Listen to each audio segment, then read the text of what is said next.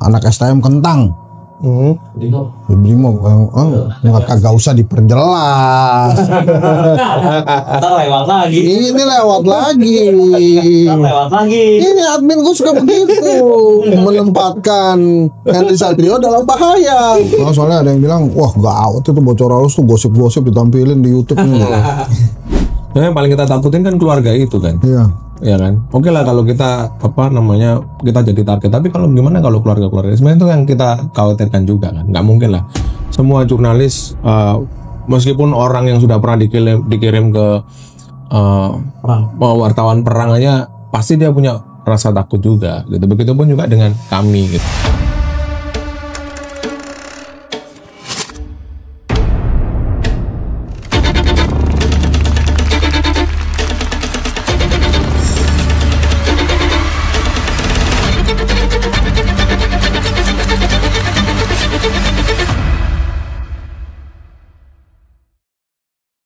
Oke, bismillahirrahmanirrahim.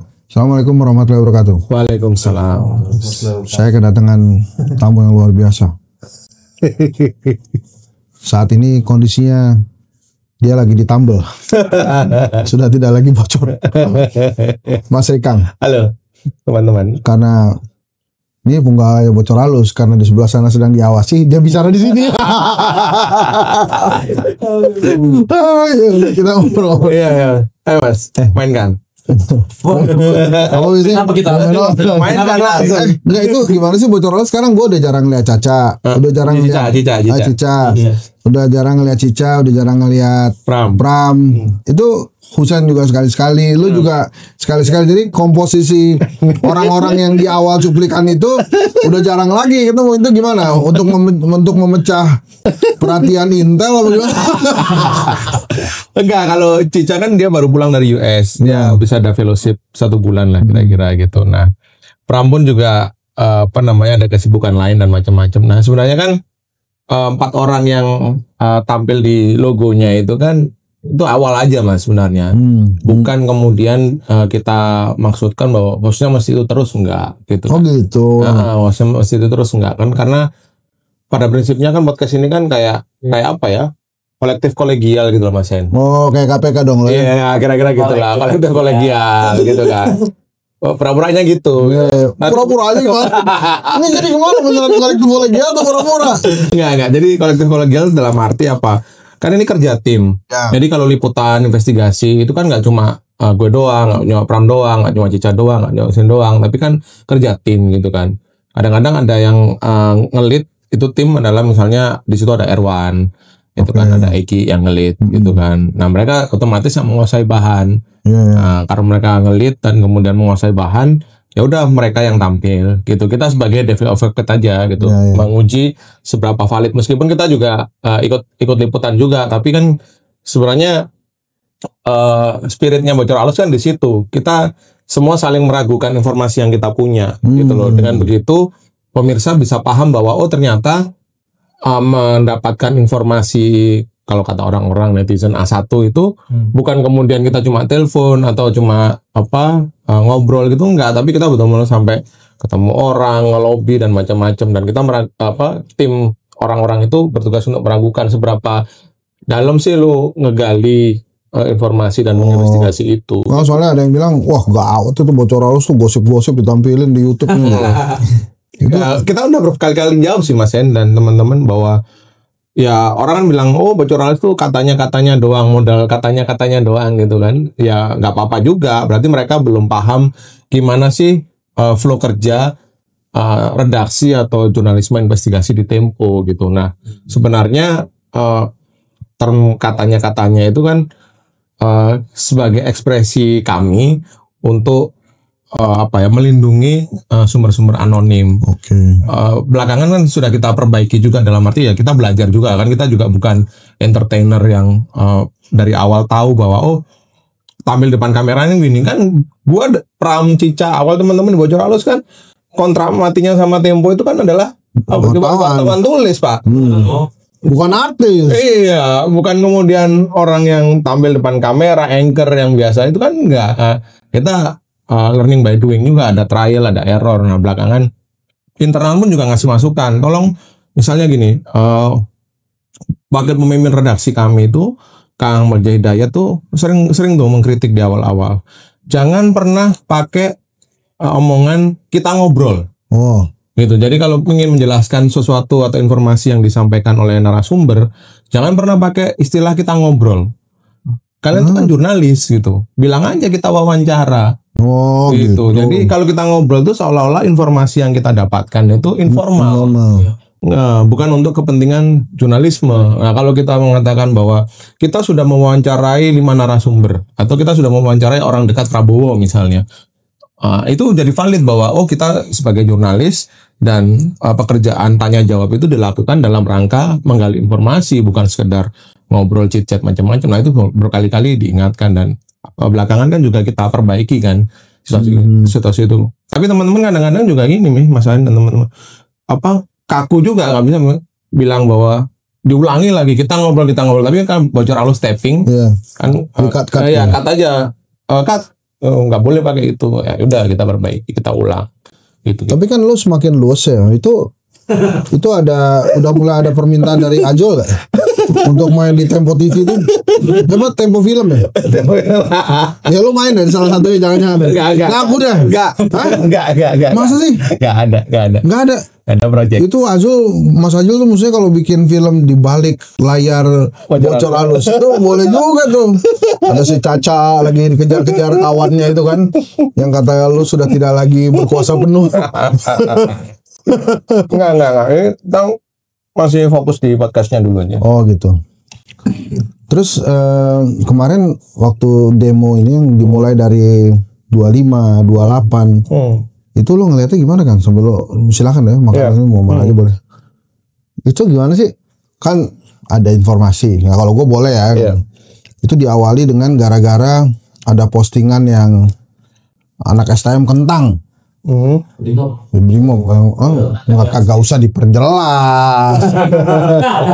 Ntar lewat lagi. Ini lewat lagi.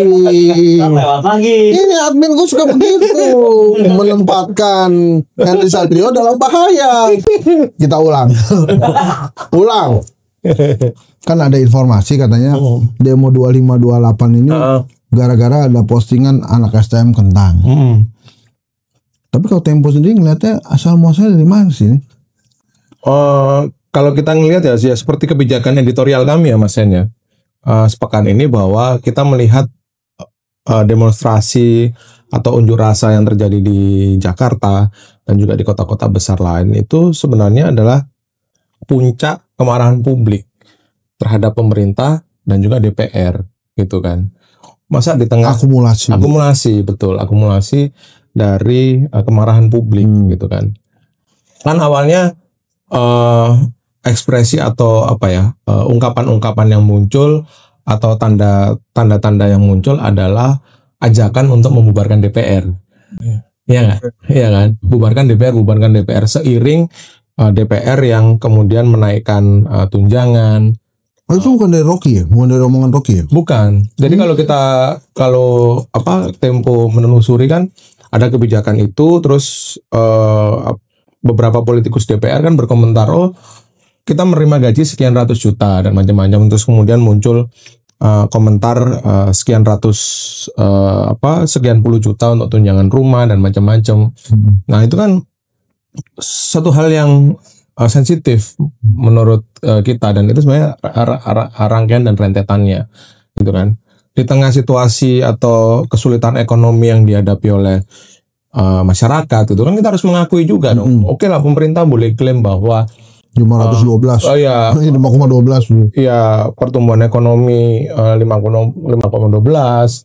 Terus kemudian beras aman gitu kan, stoknya aman, lapangan pekerjaan juga ada itu. Tapi kan yang di masyarakat kan merasakan toh Mas, ya nggak? PHK di mana-mana bos. Iya. Iya kan, cari lapangan kerja yang katanya 19 juta lapangan kerja itu nggak ada. Kalau ada kan nggak mungkin kan ada situasi ekonomi atau PHK. Paling gampang indikatornya apa? Nah kalau ada job fair atau bursa kerja yang diadakan oleh satu perusahaan, banyak bisa antri kan? Artinya apa? Artinya ya 19 juta lapangan kerja itu kayaknya masih omon-omon lah menurut gua. Tapi kan waktu itu yang janji bilang ada insya Allah gitu. Artinya belum tentu atau ya tapi ya kemudian jangan kemudian diklaim sebagai ada pemerintah berhasil, pemerintah sudah melakukan ini, gitulah. Nah, situasi-situasi semacam itu yang kemudian bertemu nih dengan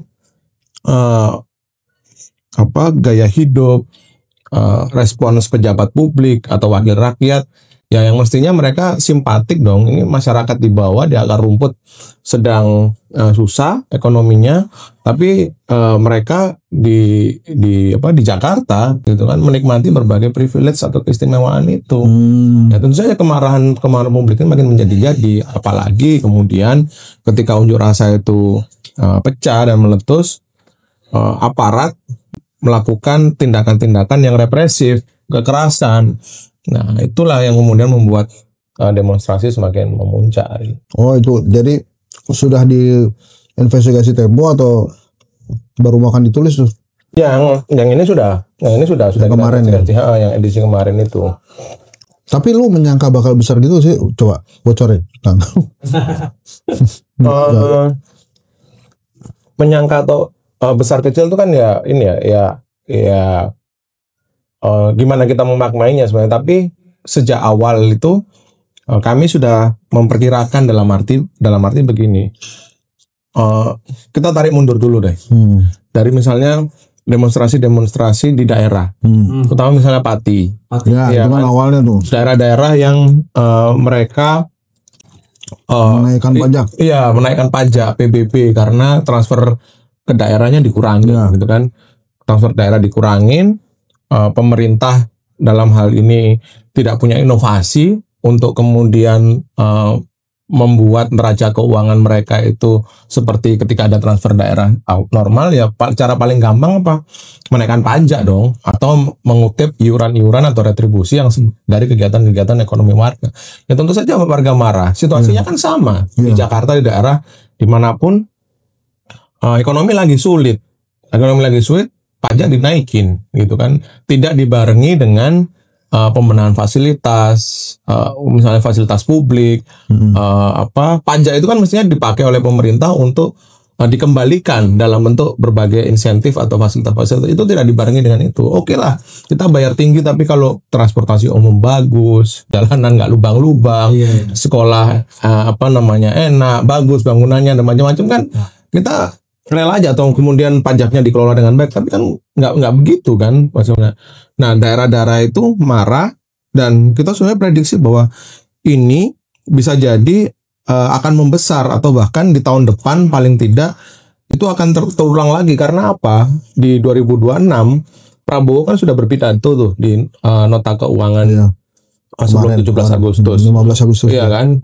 Dia dalam pidato itu salah satunya adalah dana transfer ke daerahnya kan akan jauh berkurang, sekitar 200 sampai 250-an triliun dibandingkan 2025. Artinya apa?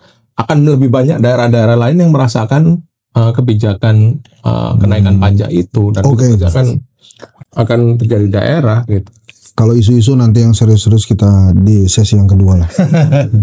Ini kita yang santai-santai. Benar. Ini kan lu kan dulu kan kalau nulis aja, kan nggak dikenal itu muka lu tuh kan. Sekarang kan pasti muka lo di mana-mana tuh, lo jalan ke mall, Rikang. Enggak, gue nggak sampai segitu. Rikang. Kan pasti sekarang muka lo lebih dikenal kan. Itu ada merasa ada tambahan beban keselamatan nggak sih, Man? Kayak lo kadang-kadang ngomong bocor halus kan, kita juga kaget ngeliat lo tuh kadang-kadang. Informasinya boleh juga gitu. Itu gimana tuh? Ya kayak apa ya Mas ya, kayak dua mata pedang aja sih, dalam arti gini, ya kita berterima kasih tentu saja ke pemirsa Bocor Halus ya, itu bahwa inisiatif digital yang dilakukan oleh Tempo itu berarti on the track. Iya. Itu kan satu, kan kita nggak pengen kayak Tempo itu jadi kayak ya begitu-begitu aja, dalam arti masuk 50 tahun Tempo produknya itu cuma majalah teks doang gitu kan. Kita ingin sesuatu yang baru, yang segar, yang mengikuti zaman lah gitu loh. Zamannya sekarang apa? Digital, ya kan? Ya udah, kita mesti presence, kita mesti hadir di dunia digital ya. Salah satunya dengan podcast. Nah, ketika podcast kami disambut secara positif dan alhamdulillah informasinya valid, dan itu sebenarnya menunjukkan bahwa kerja jurnalistik Tempo juga on the track. Ketika informasi-informasi yang kami sampaikan di Bocor Alus itu mungkin menjadi kenyataan ya, atau terverifikasi, terbukti, itu artinya kerja jurnalistik kami itu sudah melalui prosedur verifikasi yang berlapis, yang benar gitu. Nah, ketika mendapatkan sambutan yang positif ya kita bersyukur itu. Tapi seperti kata Mas Hen tadi, ada resiko dan juga ada bisa kita katakan keuntungan lah itu dengan sambutan positif dari pemirsa atau pendengar Bocor Alus. Yang pertama misalnya aku bahas dari keuntungannya dulu deh. Ya, dari keuntungannya misalnya ketika kita memperkenalkan diri gitu. Kalau dulu saya Rikang atau saya Husin, saya Cica dari wartawan Tempo, mungkin Temponya pasti dikenal gitu, tapi begitu siapa nih orang? Iya gitulah. Tapi begitu kita bilang kita nggak pernah bilang Bocor Alus sih kalau kita mengenalkan setelah Bocor Alus, kita bilang juga dari Tempo gitu. Mereka jadi lebih aware, jadi ngobrol apa Mas, ngobrol apa Mbak gitu, ayo kantor gitu, ngobrol apa, kita wawancara. Jadi lebih narasumber kami lebih open lah gitu. Itu keuntungannya. Karena mereka tahu, karena beberapa kali kan konten Bocor Alus Politik kan juga menjelaskan gimana sih kerja kami. Nah, kalau mereka menonton itu artinya mereka tahu bahwa kalau mereka bersedia untuk ditemuin oleh wartawan Tempo, mereka punya opsi untuk diskusi secara backgrounding gitu. Artinya anonimitas mereka itu tetap dijaga, kendati informasinya bisa kita pakai gitu. Nah, biasanya kita ada di situ. Tapi sebaik-baiknya wartawan tentu mengupayakan agar informasinya on the record dong gitu. Misalnya saya ketemu Mas Hen nih, Mas Hen ngobrol nih, Mas Hen bisa ketemu, bisa nggak gue kutip sebagai on the record? Oh boleh gitu. Dia bilang, wah jangan Kang, nanti terlalu sensitif. Lu bisa pakai tapi tolong sembunyikan identitas gue. Wartawan mestinya komit di situ, apalagi wartawan Tempo ya, itu sudah kayak ngelotok. Gua saksinya itu komit kok dia. Jangan. Iya, gue bilang jangan. Serius gua. On the record, background. Nah, ya di situ. Jadi misalnya mau on the record atau background atau mau ngobrol-ngobrolan, aku ikut abang aja, tapi kalau abang atau ibu atau mbak gitu. Tapi kalau syukur-syukur bisa on the record boleh, kalau enggak kami kasih petunjuk. Nah, itu misalnya lebih open sih Mas. Ya, tapi di lain sisi ada resikonya gitu. Nah, taruh dulu dong, keuntungan dulu, jangan ke resiko dulu. Gaji double nggak? Sebenarnya nggak ini sih, nggak ada. Pul, katanya lo mau nanyain. Sebenarnya nggak ada di Tempo itu nggak ada satu gajinya itu gaji ini kayak single salary. Oh gitu. Single salary di Tempo itu. Nah, di kami ini juga bagian dari impact ya, bagaimana organisasi kami itu cukup responsif terhadap perubahan. Nah, dengan adanya IP, kami menyebutnya IP. Jadi podcast kan nggak hanya Bocor Alus toh. Iya. Macam-macam ada 6 nih sekarang nih. Ada Bocor Alus, ada Putar Balik, itu menceritakan soal arsip dan sejarah-sejarah yang pernah dikumpulkan oleh Tempo. Jelasin dong bahasa ekonomi ya. Yang terbaru Tukang Kupas Perkara. Ini Moses. Nah, ini pemirsanya Mas Hen mesti menonton nih. Ini berkaitan dengan kasus-kasus hukum dan kriminal. Tukang Kupas Perkara. Terus yang kelima ini ada terbalik, jelasin dong TKP Omon-Omon. Omon itu apa tentang apa? Omon ini 2 pekan sekali live. Ini berkaitan dengan isu-isu yang sifatnya lebih aktual dan dibahas dengan perspektif yang lebih dalam. Ini hostnya adalah Wapemret, Wakil Pemerintahan Dayat. Beberapa tamu sudah hadir, misalnya Rocky Gerung, terus Robertus Robert. Di situ sama satu lagi kok gue lupa ya, ada 6 lah. Pengen satu lagi Mas Yan. Apa? Dinas Lingkungan. Dinas Lingkungan. Gitu.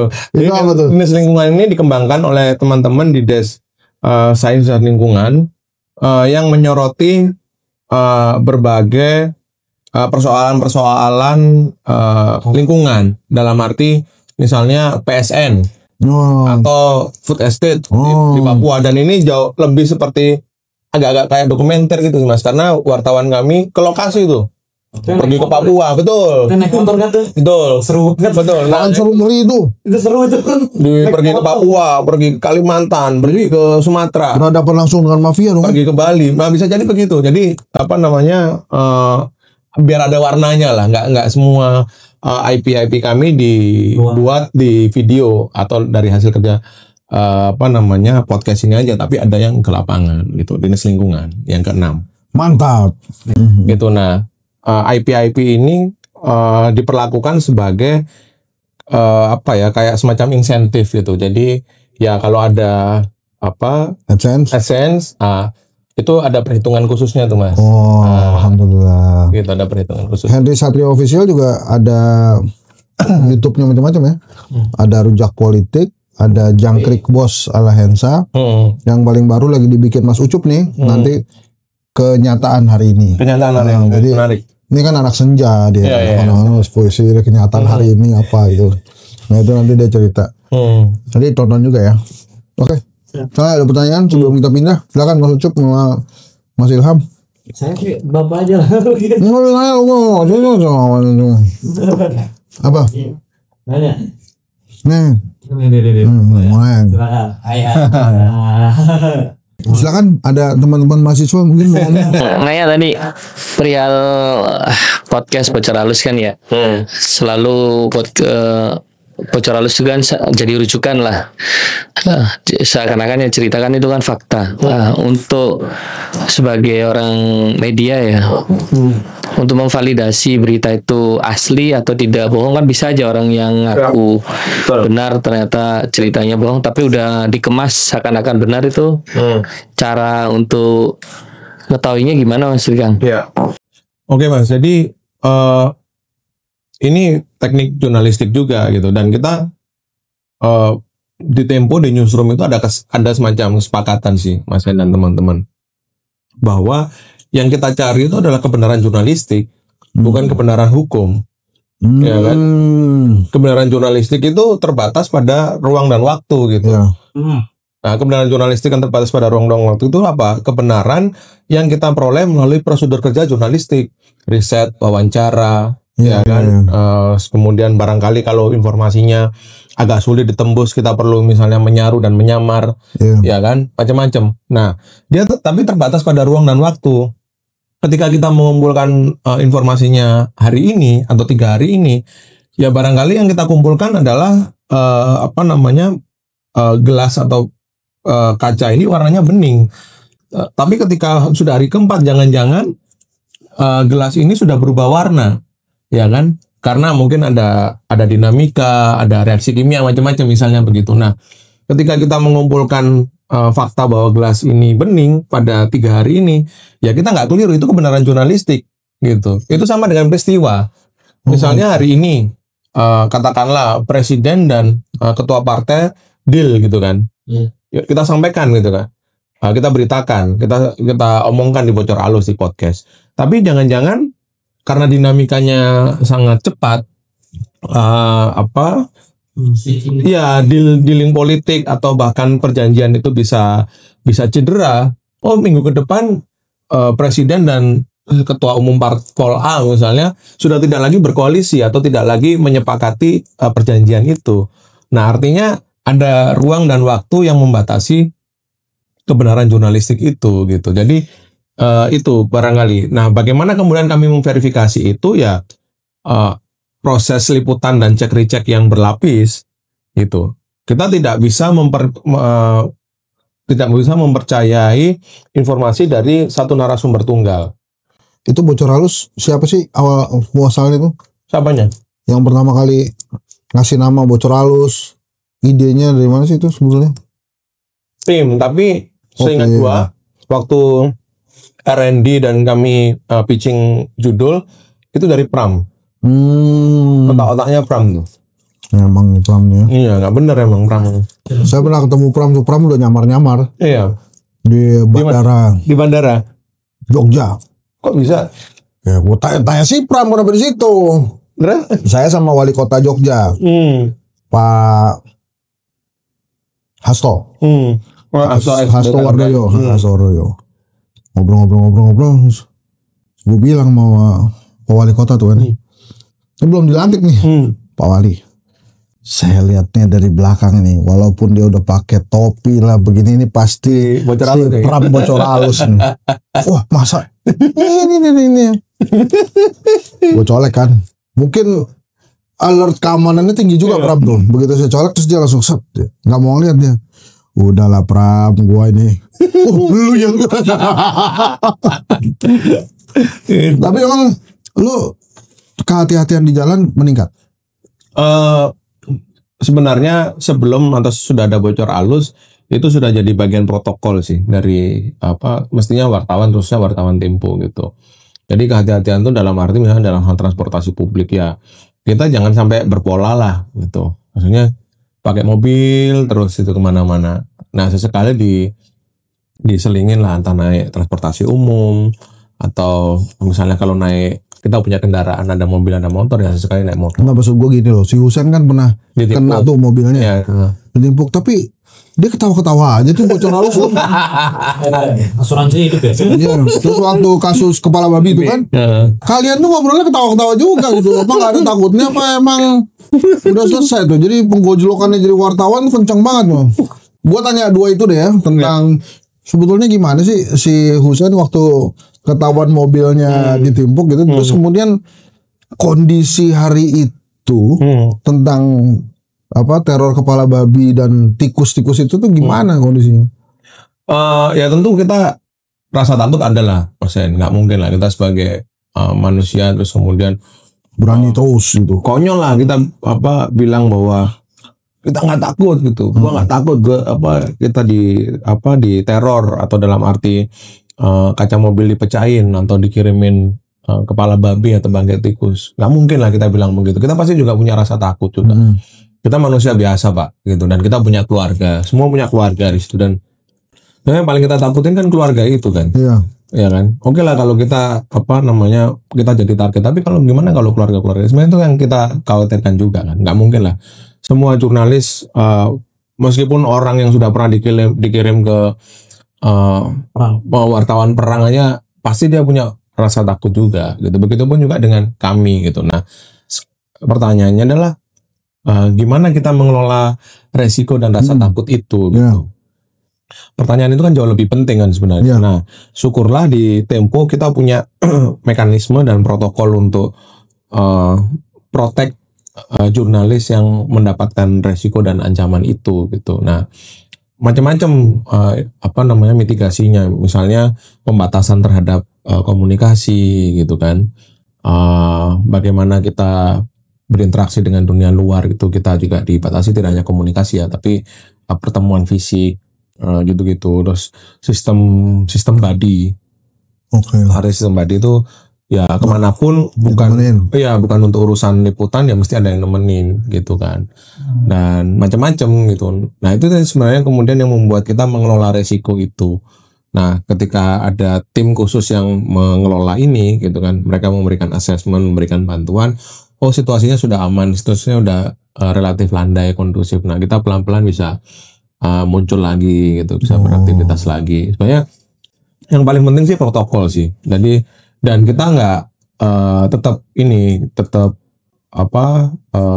mawas saja sih, nggak kemudian kita menteng-menteng wah Tempo kita wartawan Tempo dari media gede yang selalu diancam, kita nggak takut, nggak gitu juga sih. Gitu sih. Tapi ada cara mengelolanya. Ada cara mengelolanya. Kalau kita semakin begitu dan menunjukkan kepada publik bahwa kita petentang-petentang itu malah jadi backfire ke kita gitu. Iya. Gitu. Mas, kan banyak wartawan dipecat ya. Tapi juga masih banyak mahasiswa-mahasiswa yang ingin jadi wartawan. Kuliahnya tuh jurnalistik. Menurut lo masa depan wartawan gimana sih sebetulnya? Ya kita harus mengakui ya bahwa tidak hanya industri media sih Mas. Banyak sektor industri yang hari ini sedang sunset lah ya. Sedang struggling di tengah kondisi ekonomi gitu. Terutama media-media yang dulu mendasarkan bisnisnya pada printed, ya kan, seperti Tempo gitu. Padahal orang hari ini itu banyak mengakses medianya atau informasinya dari handphone, dari dunia digital. Nah, itu pasti struggling kalau tidak punya inovasi-inovasi. Nah, ke depan dengan masifnya atau berkembangnya dunia digital, gue kira jurnalisme masih tetap relevan, gitu kan. Apalagi ke depan kita menghadapi satu ancaman ataupun perubahan yang kita sebut sebagai akal imitasi atau AI, ya kan? Oh ya. Dari artificial intelligence. Iya, gitu iya. kan. Nah, ini kan satu teknologi yang di satu sisi ada keuntungannya, memudahkan kerja jurnalistik, misalnya dalam hal mengorganisir rapat, membuat transkripsi, meskipun tetap perlu ada intervensi manusia. Tapi di satu sisi bagi orang-orang yang malas membaca, AI sungguh berbahaya, gitu kan? Nah gini deh, singkat nih, masih ada nggak masa depan berkarir sebagai wartawan? Gue kira masih ada dengan tantangan yang tadi gue bilang bahwa AI itu ke depan bisa jadi tantangan bagi dunia jurnalistik. Kerja jurnalistik semakin diperlukan dalam hal apa? Memverifikasi kebenaran. Mesin dan teknologi tidak bisa memverifikasi apakah Hendri Satrio hari ini memakai baju hitam atau enggak. Ya kan? Ya kan? Yang bisa memverifikasi apa? Kita sebagai jurnalis datang ke kantor kedai kopi, mereportase dengan mata, telinga, semua indera kita untuk memastikan bahwa benar Hendri Satrio hari ini memakai baju hitam gitu. Itu yang tidak bisa dilakukan oleh AI misalnya begitu. Jadi informasi-informasi yang mungkin menjurus kepada disinformasi atau hoax itu hanya mungkin diverifikasi atau dicarikan pembenaran atau kebenarannya diverifikasi hanya lewat kerja-kerja jurnalistik oleh manusia. Itu peran strategis jurnalis di 5, 10, 20 tahun lagi aku kira. Oke. Thank you ya. Jadi gitu Ham. Yep. Kalau Ilham ini supaya selamat katanya. Jadi dia baru aja minta tolong bikinin kaos gue bukan Ilham. Nggak ngerti gue keamanan model apa yang dipikirin sama Ilham dengan menggunakan kaos gue bukan Ilham. Itu lucu aja. Tapi dia keren. Dia membuat orang-orang hari ini dia cukur rambut baru. Oke.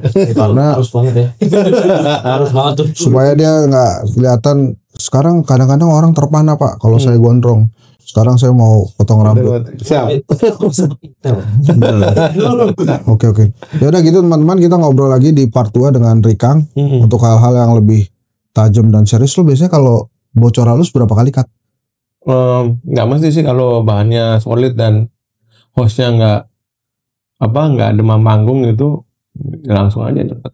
Oke. Sip. Kita main yang lain dengan Rikang. Assalamualaikum warahmatullahi wabarakatuh. Waalaikumsalam.